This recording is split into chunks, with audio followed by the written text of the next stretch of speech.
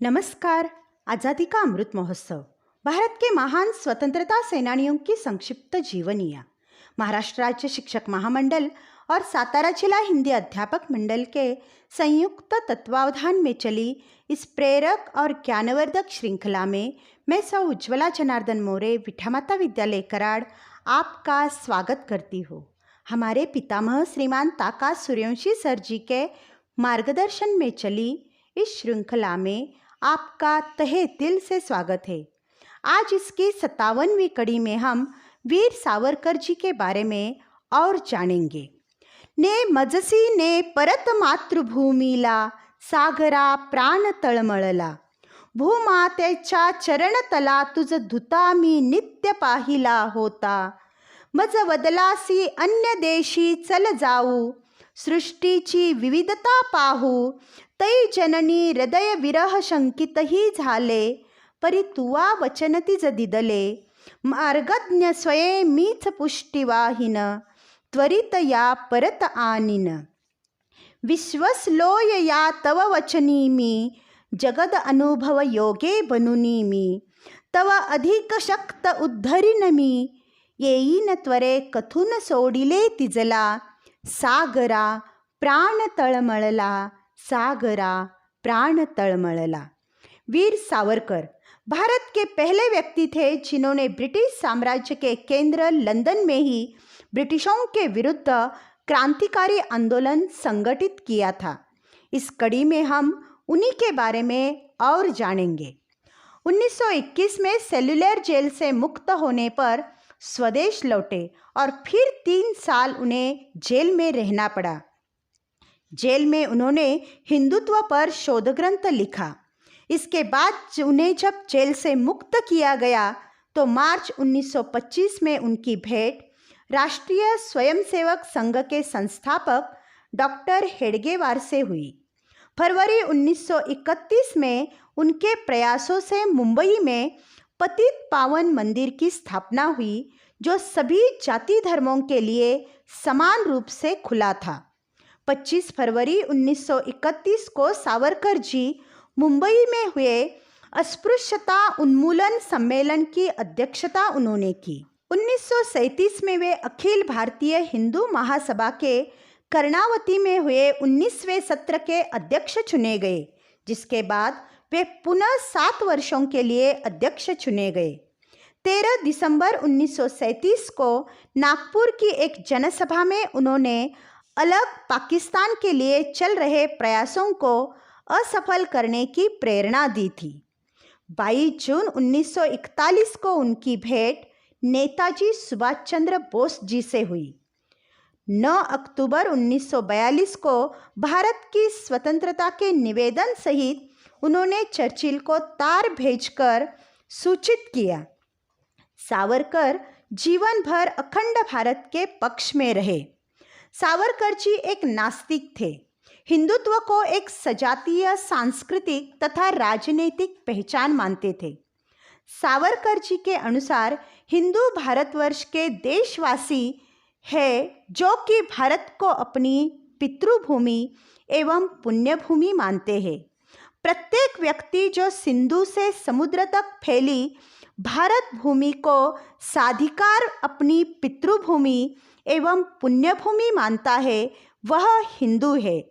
सावरकर सभी भारतीय धर्मों को शब्द हिंदुत्व में शामिल करते हैं तथा हिंदू राष्ट्र का अपना दृष्टिकोण पूरे भारतीय उपमहाद्वीप में फैले अखंड भारत के रूप में प्रस्तुत करते हैं। सन 1924 से सन 1937 का समय उनके जीवन का समाज सुधार के कार्य को समर्पित रहा। सावरकर जी ने जीवन भर हिंदी और हिंदुस्तान के लिए ही काम किया। हिंदी भाषा को राष्ट्रभाषा बनाने के लिए सावरकर जी सन 1906 से ही प्रयत्नशील थे। लंदन स्थित भारत भवन यानी इंडिया हाउस में अभिनव भारत संस्था के कार्यकर्ताओं को रात्रि को सोने के पहले स्वतंत्रता के 4 सूत्रीय संकल्पों को दोहराते थे। उसमें चौथा सूत्र था, हिंदी को राष्ट्रभाषा व देवनागरी को राष्ट्रलिपि घोषित करना। अंडमान की सेलुलर जेल में रहते हुए उन्होंने बंदियों को शिक्षित करने का काम तो किया ही साथ वहाँ हिंदी के प्रचार प्रसार हेतु काफ़ी प्रयास किए। 1911 में कारावास में राजबंदियों को कुछ रियायतें देना शुरू हुई तो सावरकर जी ने उसका लाभ राजबंदियों को राष्ट्रभाषा पढ़ाने में लिया। वे सभी राजबंदियों को हिंदी का शिक्षण लेने के लिए आग्रह करने लगे।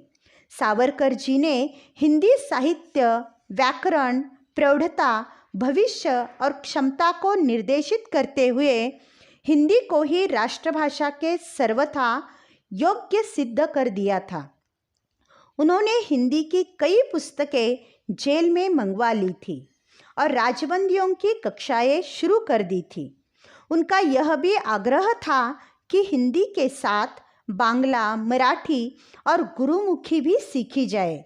इस प्रयास के चलते अंडमान की भयावह कारावास में ज्ञान का दीप जला था और वहाँ हिंदी पुस्तकों का ग्रंथालय बन गया था। कारावास में तब भाषा सीखने की होड़ सी लग गई थी। कुछ माह बाद राजबंदियों का पत्र व्यवहार हिंदी भाषा में ही होने लगा था। तब अंग्रेजों को पत्रों की जांच करने के लिए हिंदी भाषा का मुंशी रखना पड़ा था। भाषा शुद्धि का आग्रह धरकर सावरकर जी ने मराठी भाषा को अनेकों पारिभाषिक शब्द दिए थे। सावरकर जी ने 10,000 से अधिक पन्ने मराठी भाषा में तथा 1,500 से अधिक पन्ने अंग्रेजी में लिखे थे। बहुत कम मराठी लेखकों ने इतना मौलिक लिखा है। उनकी सागरा प्राण तळमळला, हे हिंदू नरसिंहा प्रभो शिवाजी राजा, जयोस्तुते, तानाजीचा पोवाडा आदि कविताएं अत्यंत लोकप्रिय है। स्वातंत्र्यवीर सावरकर जी की 40 पुस्तकें बाजार में उपलब्ध है। उसमें से माझी जन्मठेप, शत्रूच्या शिबिरात, अथांग उनके आत्मचरित्र है। 15 अगस्त 1947 को जब देश स्वतंत्र हुआ तो उन्होंने 2 ध्वजारोहण किए, भारतीय तिरंगा ध्वज एवं भगवा ध्वज। इस अवसर पर उन्होंने कहा, मुझे स्वराज्य प्राप्ति की खुशी है, परंतु वह खंडित है, इसका दुख भी है। उन्होंने यह भी कहा कि राज्य की सीमाएं नदी तथा पहाड़ों या संधि पत्रों से निर्धारित नहीं होती, वे देश के नवयुवकों के शौर्य, धैर्य, त्याग एवं पराक्रम से निर्धारित होती है। सन 1957 को नई दिल्ली में आयोजित हुए 1857 के प्रथम भारतीय स्वतंत्रता संग्राम के शताब्दी समारोह में वे प्रमुख वक्ता के रूप में उपस्थित थे। उन्हें पुणे विश्वविद्यालय ने डिलीट की मानद उपाधि से अलंकृत किया था। सावरकर जी हिंदू समाज में प्रचलित जाति भेद एवं छुआछूत के घोर विरोधक थे। वे भारत के पहले व्यक्ति थे जिन्हें अपने विचारों के कारण बैरिस्टर की डिग्री खोनी पड़ी थी। वे भारत के पहले और दुनिया के एकमात्र लेखक थे जिनकी पुस्तक को प्रकाशित होने से पहले ही ब्रिटिश साम्राज्य की सरकारों ने प्रतिबंधित कर दिया था। सावरकर जी ने भारत की आज की सभी राष्ट्रीय सुरक्षा संबंधी समस्याओं को बहुत पहले ही भांप लिया था। 1962 में चीन द्वारा भारत पर आक्रमण करने के लगभग 10 वर्ष पहले ही कह दिया था कि चीन भारत पर आक्रमण करने वाला है। भारत के स्वतंत्र हो जाने के बाद गोवा की मुक्ति की आवाज़ सबसे पहले सावरकर जी ने उठाई थी। ऐसे महान स्वतंत्रता सेनानी ने 26 फरवरी 1966 को मुंबई में उपवास करके अपने पार्थिव शरीर को छोड़कर परम धाम की ओर प्रस्थान किया था। महान स्वतंत्रता सेनानी वीर विनायक दामोदर सावरकर जी को हमारे कोटि कोटि प्रणाम। जय हिंद।